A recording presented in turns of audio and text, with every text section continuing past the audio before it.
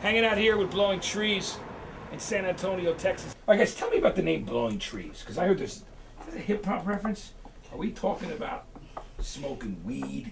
What are we talking about here? Absolutely nothing. No. Okay, what is it? Tell me. Outside Rebar, which was voted on the AOL Guide 2007 as the best single scene in San Antonio. Yes, lots of singles coming out here. And in San Antonio, the music scene right now is booming. The music scene's booming, like bars like this that are like presenting original bands that also have a lot of business. Yeah. You know, a lot of singles rising in San Antonio, it's predominantly a lot of cover bands. It's been predominantly cover bands. The only people who can get like decently playing gigs anywhere.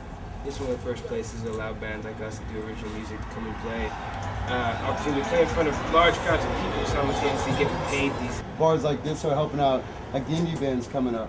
And yeah, no, San Antonio nightlife, especially on Broadway, does get pretty kicking on the weekends. A lot of pretty girls, stuff like that. Yeah, it's a hip-hop reference to smoking marijuana, but we took the name and tried to make it our own, and we see it as more of a creative, out there kind of artsy name.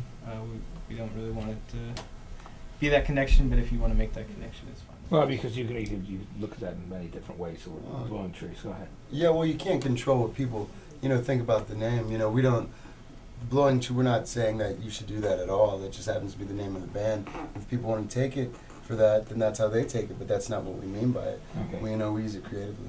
Yeah, okay, very cool.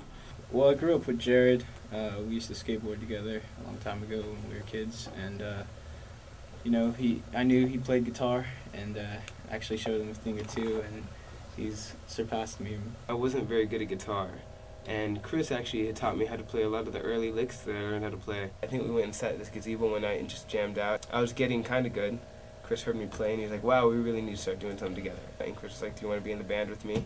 Went to school with Chris, also the bass player, Scavone. It was mainly me and Chris at the beginning. We would always play together. Just me and him, drums and just acoustic guitar, real basic, right? We used to practice upstairs in his loft, and we played very loud and probably pretty abrasive for his parents, and they put up with us. And me and Drew started jamming with Jared, started practicing like every week. Scavone, there was one day where Drew invited him to come play with us, and it was just like, wow, this guy, he's something else. He's not your average bass player.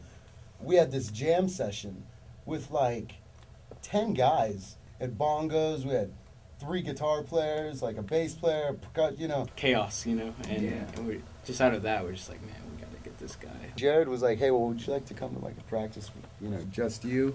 When we all started playing together and we felt that chemistry, played the first show, and pretty much after that first show, it was like, this is it, feels good. We got a good thing going here. When you feel something, you don't know exactly what it is, but you feel like that's where you need to be. I can't exactly tell you why I joined the band, but it was because I felt that's where I needed to be, and that's where I needed to be at that time, and I still feel that.